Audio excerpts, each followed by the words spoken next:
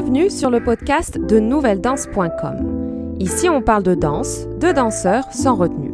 Ancienne danseuse professionnelle, je suis Morgane et je peux enfin vous partager l'expérience, les conseils, les témoignages et les bruits de couloir de cet univers mouvementé. Le podcast est disponible sur de nombreuses plateformes, alors n'hésitez pas à vous abonner pour ne rien rater. N'oubliez pas de mettre une bonne note ou un commentaire gentil, ce sera un bouquet de fleurs pour m'encourager pour la suite. Retrouvez-moi sur le site nouvelledanse.com ou sur la chaîne YouTube Nouvelle Danse. Alors aujourd'hui, on va parler des pointes et on va parler de comment entretenir ces pointes. Comme on sait, les pointes, ça coûte quand même cher. Ça a quand même un prix, donc je pense que c'est bien d'avoir des petites astuces qui vont te permettre de les garder un peu plus longtemps. Alors les chaussons de pointe déjà sont réalisés en satin et doublés de toile avec une semelle qui est en cuir. Donc mis à part pour les Gaynor, parce que les Gaynor ce sont des pointes américaines et je sais que la semelle elle est en plastique et c'est pour ça que ça dure plus longtemps. En fait l'idée des Gaynor c'était de remplacer le carton, le cuir, pour utiliser un matériau en fait plastique qui s'appelle l'élastomère. Vu que les pointes traditionnelles, elles sont pas faites du coup de plastique, comme je t'ai dit, la plupart des pointes, elles sont fabriquées du coup avec des matériaux naturels et du coup, ces matériaux naturels réagissent mal à l'humidité. Donc, c'est pour ça qu'il faut changer les pointes régulièrement comparé par exemple aux Gaynor qui sont faites à base de plastique. Parce que du coup, le plastique, ça résiste, c'est un peu plus résistant à tout ce qui est eau, humidité. Alors, on va voir quelques petites astuces maintenant pour entretenir ces pointes. Alors, premier truc, ne laisse jamais tes pointes comme ça en vrac dans ton sac de danse. Je sais qu'il y a beaucoup de danseurs, beaucoup de danseuses beaucoup de danseuses qui laissent les pointes comme ça en vrac dans le sac de danse et qui les sortent jamais. Et ça, le fait pas. À chaque fois que tu as fini ton cours ou quand tu reviens chez toi ou quoi que ce soit, sors tes pointes de ton sac de danse et tu les mets bien quelque part où tu veux, dans ta chambre ou quelque part, mais mets-les, sors-les de ton sac. Pourquoi il faut les sortir de son sac? Tout simplement pour que ça sèche comme ça à l'air libre. Si tu les laisses à l'intérieur de ton sac, ça va être un peu, on va dire un peu humide. Et du coup, les pointes, ça n'aime pas en fait l'humidité. Donc, tu vas plus les abîmer qu'autre chose. Donc, suspends-les quelque part. Peu importe dans ta chambre, mais suspends-les. Une autre astuce, ça va être après un cours de danse, une fois que tu as fini ton cours, enlève à chaque fois tes embouts. Ne les laisse pas à l'intérieur. Parce que c'est le même truc, c'est le même problème, ça va être encore humide. Et si tu laisses tes embouts à l'intérieur, vu que tu as fait ton cours de danse, forcément tu as transpiré. Et donc on sait que les pointes n'aiment pas la transpiration. Du coup, ça va les ramollir encore plus.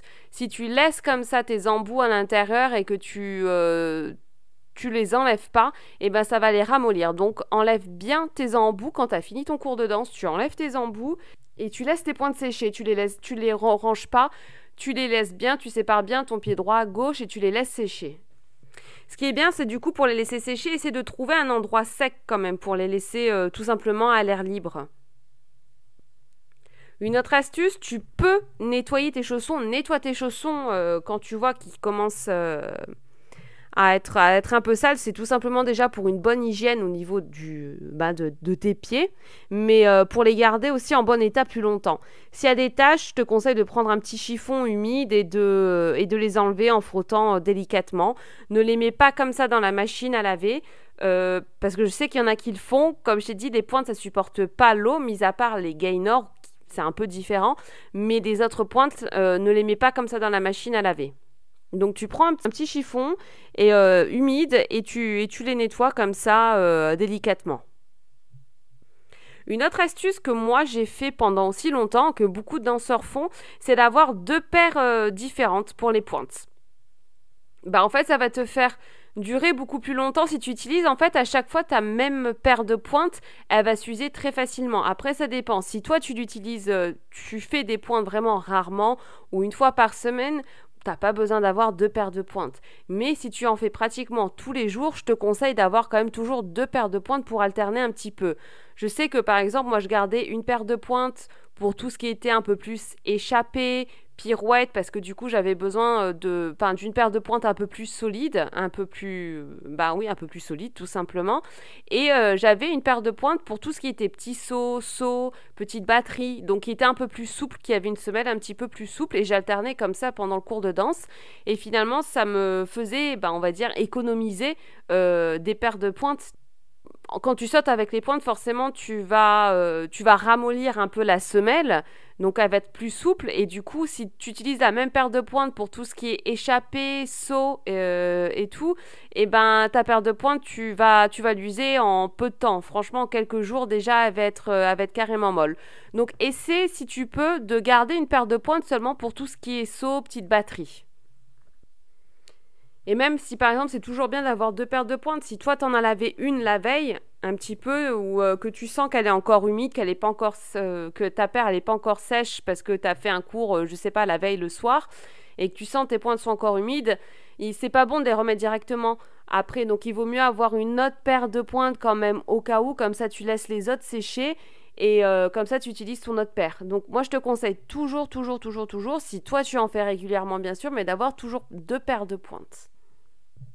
Une autre astuce aussi de danseuse, tu vas te dire, mais quoi? C'est de mettre les pointes, quand tu sens qu'elles sont un peu molles, tu peux les mettre dans le frigo. Alors, attention au point de vue hygiène, hein. Ne les fous pas n'importe quoi, ne les fous pas avec ton thon, ton poulet, ta salade, tes pâtes ou quoi que ce soit.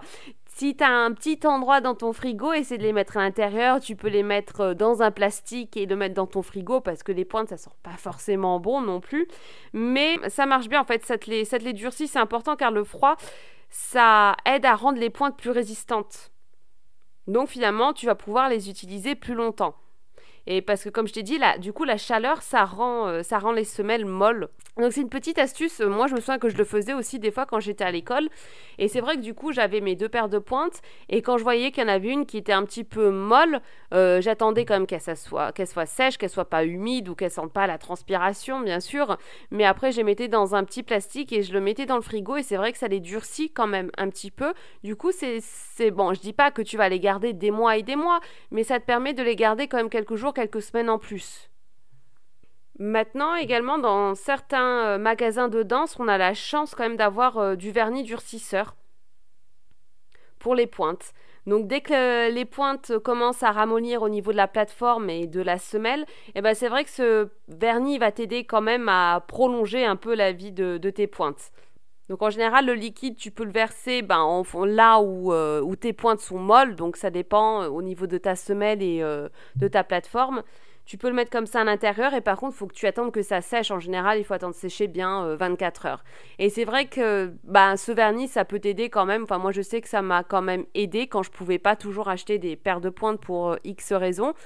Ça me permettait de les garder quand même plus longtemps.